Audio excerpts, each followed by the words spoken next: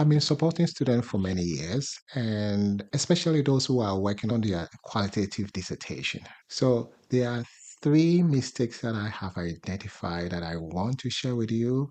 And if you are a doctoral student, please pay attention to these mistakes so that you will not repeat them. So one of the mistakes is having too many research questions.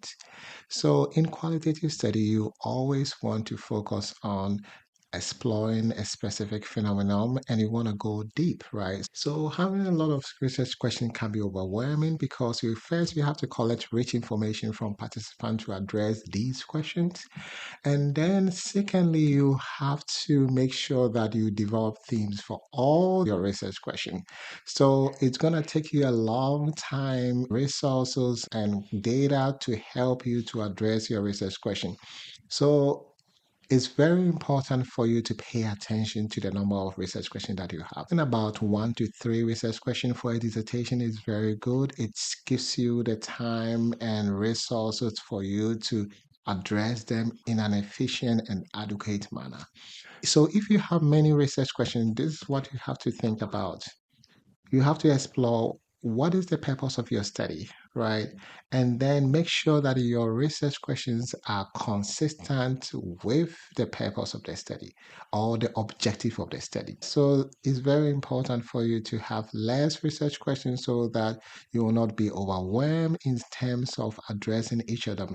Imagine you have about 10 research questions and then you have to go to the data and develop themes to address all these questions. And let's say 4 themes for each of your 10 research questions. This means that when you are presenting your findings, we're going to talk about 40 themes. Is too much for even your audience to consume your information. Having about 1 to 3 research questions is very good for a dissertation so that you not be overwhelmed, right? So the second mistake is learning about the software that you want to use at the same time analyzing your qualitative data, right? If you are doing these two things at the same time, it's going to be challenging and you'll be frustrated because you have a lot of document to analyze. And at the same time, you are also learning about the software. So my recommendation is that before you collect your data, you have to start thinking about the software that you want to use to analyze your data. I have a lot of videos about NVivo, Dedoose, ATLAS.ti. When you go to my channel, I have all these videos. Just explore them and choose the one that you think will be helpful for you to help you to analyze your data.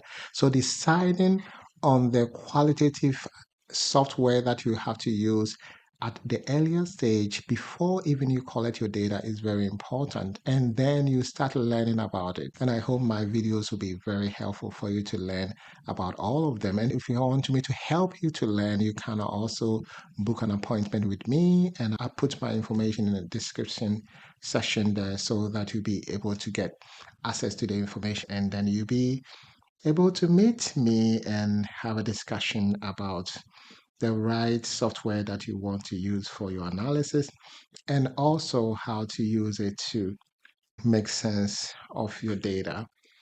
The last one, which is the third mistake, is instead of you addressing your research question, you are analyzing your data to address your interview questions. The essence of having interview questions is to help you to gather rich information from participants.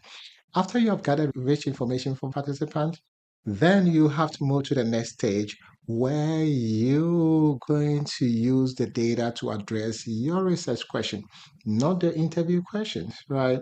It's very important for you to think about that. If you don't have your research question, you can use the data to address your research objectives, right? Imagine that you have maybe 20 interview questions and then you're going to go to the data to address these 20 research questions. It's going to be a lot for you to do. And also, in terms of even presenting the findings, it's going to be a lot for your audience to consume, because qualitative data analysis is about data reduction. You want to reduce the data so that it can be easily be consumed by your audience. Make sure that you are analyzing the data to address your research question. If you don't have a research question, you can create one based on the objectives or based on the purpose of the study.